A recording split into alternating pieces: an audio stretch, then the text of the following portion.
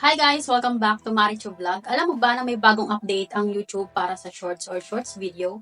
Kung isa kang YouTuber ay sigurado akong maapektuhan ka sa bagong update ng YouTube. Lalo na kung part ka na ng YouTube Partner Program or kung kumikita ka na dito sa YouTube.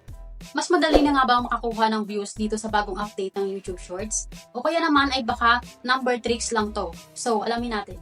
April 1, ito yung natanggap kong email mula sa YouTube. So, simplihan lang natin yung explain. Base dito guys, ay binago nila yung paraan ng pagbilang ng views sa shorts. Kung dati, ay kailangan mo na mapanood ng ilang segundo or kalahati bago ito maituring na isang views. Pero ngayon guys, sa bagong update ng YouTube, ay kahit isang segundo lang mag-play or mag-replay ang video mo, ay counted na kaagad to bilang isang view. Good news nga ba to guys or bad news? So, depende pa din guys sa perspective mo kung bad news to or good news. So, dito muna tayo guys sa good news. Good news number 1, mas maraming views.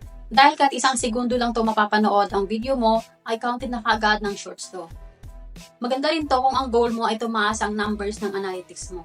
Number 2, mas malinaw na insights. Ngayon guys, may tinatawag na may dalawang klase ng views. So, yung isa ay total views at yung isa naman ay engaged views. Dito guys, sa engaged views ay makikita mo kung ilan nga ba yung nanonood ng matagal sa video mo. So, ano nga ba ang pinagkaiba ng total views or engaged views? Dito guys, sa total views, ay pampataas siya ng number sa analytics. Pero hindi ibig sabihin nun ay lahat ng nanood or lahat ng view na yon sa shorts video mo ay naging interesado sila sa panonood. At dito naman guys sa engaged views, bilang ng views kung saan nanonood yung mga viewer mo ng matagal or halos tapusin na nila yung video. At ito ang mas mahalagang metric guys dahil ito ang basihan ng kita sa YouTube Partner Program. At yung bad news naman guys, lalo sa mga monetized na dito sa YouTube or kumikita na sa YouTube Partner Program, kung counted lahat ng views or kahit yung accident lang na play yung video mo, hindi ibig sabihin ay mataas na rin ang earnings mo. Dahil sa YouTube Partner Program ay engaged views pa din ang basihan ng kita. So ano nga ba guys ang dapat nating gawin? Gawin natin guys ay huwag kayong mag-focus sa dami ng views. Gumawa kayo guys ng content na mas engaging para mas mapanatili yung viewers nyo na magstay sa video nyo o tapusin yung video nyo.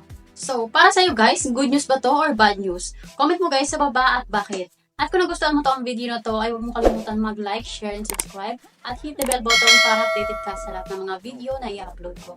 Bye guys! See you sa next vlog and thank you for watching!